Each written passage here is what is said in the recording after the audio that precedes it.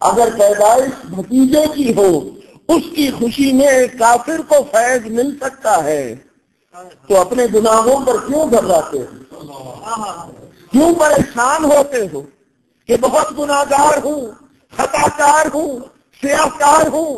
شیخ محقق عبدالحق محدث دہلوی رحمت اللہ تعالی علیہ برکت رسول اللہ سے الہند جنہیں کہا گیا، اور وہ محدث ہے کہ دوسروں کو خواب میں زیارت ہوا کرتی تھی حضور کی۔ شیخ محقق وہ ہے کہ جنہیں بیداری میں حضور جلوے دکھایا کرتے تھے۔ اپنی کتاب کے اندر ارشاد فرماتے ہیں الہ العالمین اس فقیر کے نام اعمال میں کوئی نیکی نہیں ہے جو تیری بارگاہ میں یہ پیش کر سکے، کوئی عمل نہیں ہے جو تیری بارگاہ میں شایان شان ہو سکے، فقط فقیر کا ایک کام ہے، وہ تیرے مصطفیٰ کی ولادت کی خوشی مناتا ہے۔ الہ العالمین میلاد مصطفیٰ کے صدقے میں عبدالحق کی مغفرت فرما۔ جب شیخ محقق اپنے اعمال میں سے ولادت مصطفیٰ کی خوشی والا عمل رب کی بارگاہ میں پیش کر کے وسیلہ بنا سکتے ہیں تو ہم گناہگار بھی رب کی بارگاہ میں عرض کرتے ہیں الہ العالمین ہمارے پاس نہ نماز ہے، نہ روزہ ہے، نہ زکات ہے، نہ حج ہے، نہ حسنات ہے، نہ تسبیح ہے، نہ کوئی نیکی ہے، نہ جہاد ہے۔ مالک و مولا صرف ایک سہارا ہے۔ جب ربیع الاول کا مہینہ آتا تھا الہ العالمین ہم اپنے گھروں کو سب سنگا سے مزین کیا کرتے تھے۔ الہ العالمین جب ربیع الاول کا مہینہ آتا ہم خوش ہوتے تھے کہ اس مہینے میں مصطفیٰ کی آمد ہوئی ہے۔ الہ العالمین ہمارے گناہوں والے نام اعمال کی طرف نگاہ نہ فرمانا، تیری بارگاہ میں ہم اس عمل سے وسیلہ بناتے ہیں کہ تیرے مصطفیٰ کی آمد کی ہم نے خوشی بنائی تھی، اس کے صدقے میں مالک و مولا ہماری مغفرت فرما۔ اللہ حضرت شاہ عبد الرحیم محدث دہلوی رحمۃ اللہ تعالی علیہ، شاہ عبد الرحیم محدث دہلوی، کتاب کا نام ہے عبد السمین فی مبشرات نبی الامین صلی اللہ علیہ وسلم۔ حضرت شاہ عبد الرحیم محدث دہلوی رحمۃ اللہ تعالی علیہ فرماتے ہیں کہ میں ہر سال حضور کی ولادت پر خوب صدقہ و خیرات کیا کرتا تھا۔ محدث دہلوی شاہ عبد الرحیم محدث شاہ عبد العزیز محدث دہلوی کے والد ہیں۔ اس گھرانے سے ہر سال فرماتے میں خوشی کرتا تھا، خیرات کرتا تھا، صدقات کرتا تھا، غریبوں میں کپڑے تقسیم کرتا تھا، کھانا کھلاتا تھا، اس طرح کی خدمتیں کرتا تھا۔ ایک سال غربت آ گئی، میلاد کا مہینہ آ گیا، کچھ تھا نہیں، 12ویں تاریخ ہوئی، میرے پاس تھوڑے سے پیسے تھے، میں نے تھوڑے سے چنے خریدے۔ کیا کیا؟ چنے خریدے، سامنے رکھ کر رب کی بارگاہ میں دعا کی الہ العالمین ہر سال میلاد پر مصطفیٰ کی بارگاہ میں بہت خیراتیں کیا کرتا تھا، ایصال کیا کرتا تھا۔ اس سال کو یہ تھوڑے سے چنے ہیں، انہیں قبول فرما لے۔ اس طرح کر کے حضور کا میلاد منایا۔ فرماتے ہیں رات ہوئی، سو گیا، سوئی ہوئی قسمت انگڑائی لے کر جاگے۔ اے کاش کبھی ایسا بھی ہو خواب میں میرے ہوں جن کی غلامی میں وہ آقا نظر آئے۔ سوئی ہوئی قسمت انگڑائی لے کر جاگ اٹھی، دیکھا محبوب کریم علیہ الصلوۃ والسلام جلوہ افروز حضور علیہ الصلوۃ والسلام کے سامنے انواع و اقسام کی چیزوں کے ڈھیر لگے ہوئے ہیں جو میلاد پر امتیوں نے حضور کی بارگاہ میں ایصال کیا تھا، خیرات کی صورت میں ایصال کیا تھا۔ کہیں کپڑے تھے، کہیں کھانا تھا، کہیں کیا چیز تھی، کہیں پر کیا چیز تھی، اس طرح کے ڈھیر رکھے ہوئے تھے۔ فرماتے ہیں کہ میں نے دیکھا سرکار میری طرف متوجہ ہے، میں شرمندہ ہو گیا، اس مرتبہ تو میں کچھ بھی نہ کر سکا، تھوڑے سے چنے تھے، میں حیران تھا۔ محبوب کی نگاہ کرم مجھ پر تھی اور حضور علیہ الصلوۃ والسلام مجھے دیکھ کر مسکرا رہے تھے۔ جب میں نے آقا کو مسکراتے ہوئے دیکھا، سبحان اللہ، حضرت شیخ عبد الرحیم محدث دہلوی فرماتے ہیں جب میں نے حضور کو مسکراتے ہوئے دیکھا میرا حوصلہ بڑھا، میں نے حضور علیہ الصلوۃ والسلام کی طرف دیکھا، میں نے غور کیا حضور نیچے پڑی ہوئی کسی چیز کو دیکھ کر مسکرا رہے ہیں۔ میں نے ان چیزوں کی طرف غور کیا جو میں نے چنے حضور کی میلاد میں خیرات کیے تھے، وہ چنے حضور کے سامنے رکھے ہیں۔ محبوب ان چنوں کو دیکھ کر مسکرا رہے ہیں، فرما رہے ہیں عبد الرحیم تم نے ہماری پیدائش پر جو خوشی کی ہے تمہارا انداز وہ ہمیں بڑا پسند آیا. اللہ اور غور فرمائیں، آقا فرماتے ہیں تمہارا انداز ہمیں بڑا پسند آیا ہے. حضور کی بارگاہ میں دل دیکھے جاتے کیا کیا ہے. حضور ہم کر کیا سکتے ہیں، میرے لیے کیا کیا ہے. حضور ہم آپ کے لیے کر کیا سکتے ہیں، جو کیا ہے آقا آپ ہی نے تو کیا ہے. ہم تو یہ سمجھتے ہیں کہ ایک رات جاگ کر ہم نے بہت کچھ کر لیا. کیا حضور کے راتوں کا جاگنا بھول گئے؟ ایک رات آج ہم حضور کے لیے آج ایک رات جاگ رہے ہیں، اور رات بھی مکمل نہیں جاگ رہے، کچھ حصہ جاگ رہے ہیں. اور محبوب تو ایسے ہیں کہ جب رات ہوتی تھی کھڑے ہو جاتے تھے رب کی بارگاہ میں، مبارک پاؤں سوج جاتے، آنکھوں سے اس قدر آنسو دیتے کہ داڑھی شریف تر ہو جاتی، سجدہ جہاں فرماتے وہ زمین تر ہو جاتی. رب تعالیٰ فرماتا میرے محبوب مانگتے ہو کیا مانگتے ہو، مانگو تو صحیح، اپنے لب ہلاؤ تو صحیح. مصطفیٰ اگر عطا کی انتہا نہ کر دوں پھر کہنا مانگو کیا مانگتے ہو.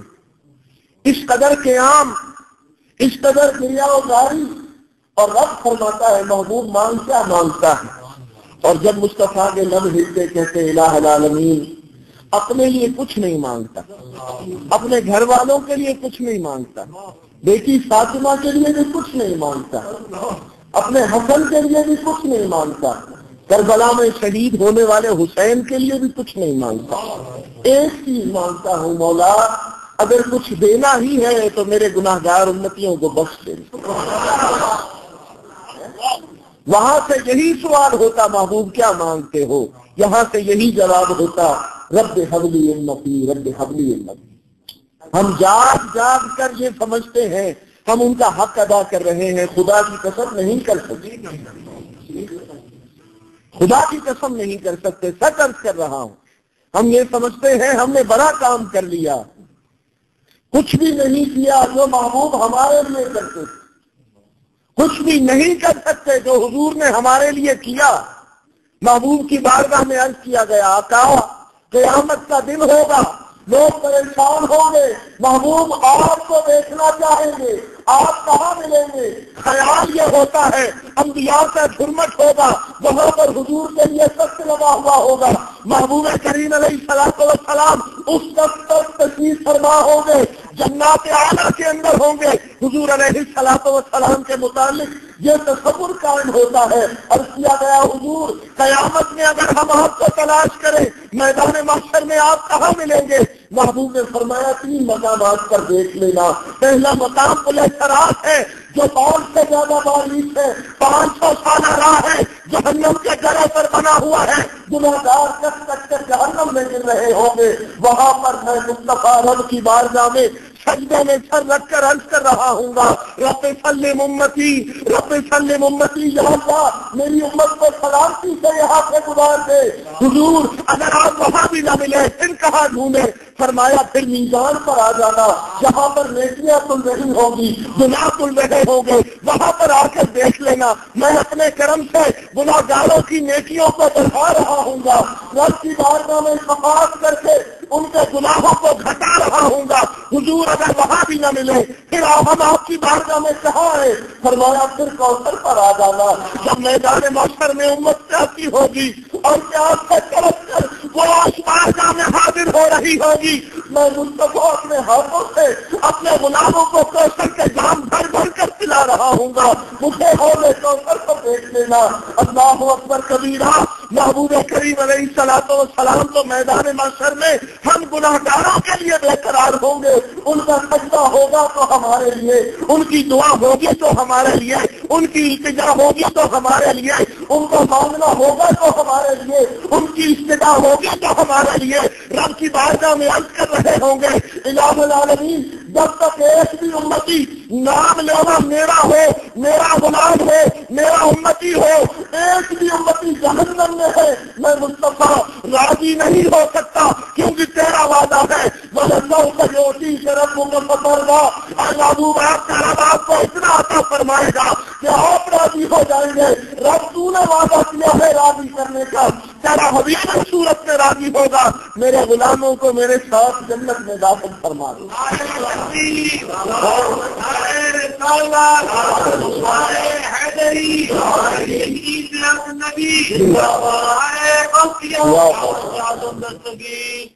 آپ خود غور کریں کہ ہمیں کیا کرنا چاہیے. سبحان اللہ. اور یقین جانیے یہ میلاد کی محفل, اس پر تو نور کی بارش ہوتی ہے, فرشتوں کا نزول ہوتا ہے.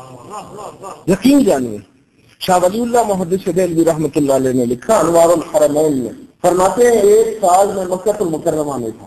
آج سے 300 سال تقریباً پرانے بزرگ, 300 ساڑھے 300 سال مکے میں تھا. میلاد کا مہینہ آیا اور اس وقت جو مکے کا گورنر تھا وہ شریف مکہ کہلاتا تھا. کیا کہلاتا تھا؟ جیسے ہمارے یہاں بولتے ہیں گورنر وزیر اعلیٰ, اس وقت شریف کہلاتا, شریف مکہ, شریف مدینہ, اس طرح. تو وہ شریف مکہ سبحان اللہ اس وقت کے.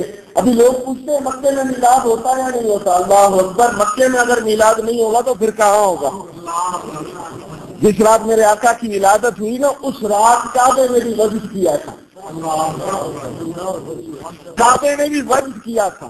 اور یہ بات حدیثوں میں موجود ہے, جس رات حضور کی ولادت ہوئی خانہ کعبہ حضور کے گھر کی طرف جھکا, حضور کے گھر کی طرف سجدہ کیا تھا خانہ کعبہ نے, اور آواز آئی تھی اور مجھے بتوں سے بات کرنے والا آ گیا.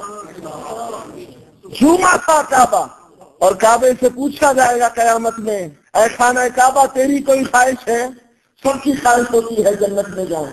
خانہ کعبہ رب کی بارگاہ میں کہے گا الہ العالمین ایک بار مدینہ دکھا دے.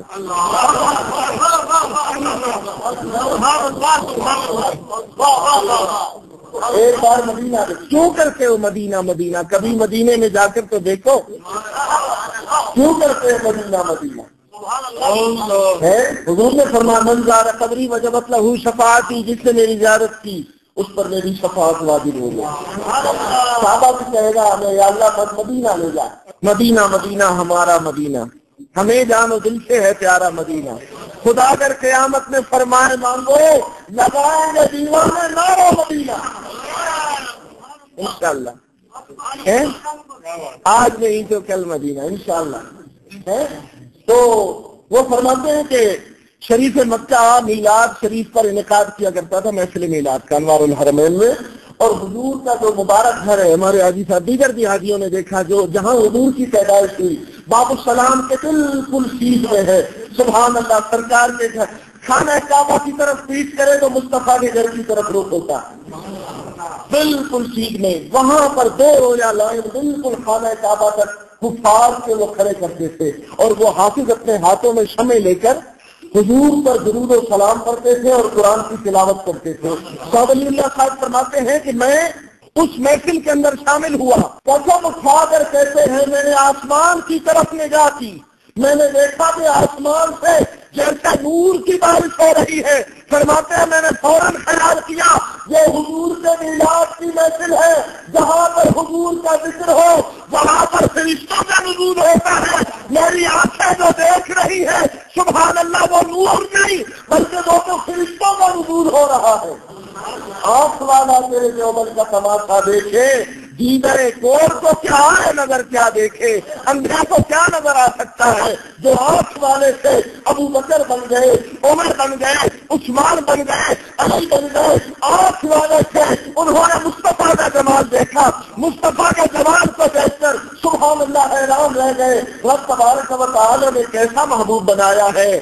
تیرے اوصاف کا اس بات بھی پورا نہ ہوا, ہو گئی زندگیاں ختم, قلم ٹوٹ گئے. محمود علیہ الصلوۃ والسلام لا يمكن السماء كما كان حقه بعد خدا بزرگ توئی قصہ مختصر.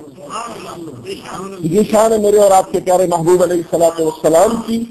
اللہ تبارک و تعالی میرا اور آپ کا یہاں پر آنا اپنی بارگاہ میں قبول فرما. ہماری یہ محفل ماشاءاللہ غالباً پنجاب میں اور کشمیر میں وہاں پر ایسے آپ کے دیوانے بھی ہیں کہ وہاں پر بھی محفل سن رہے ہیں.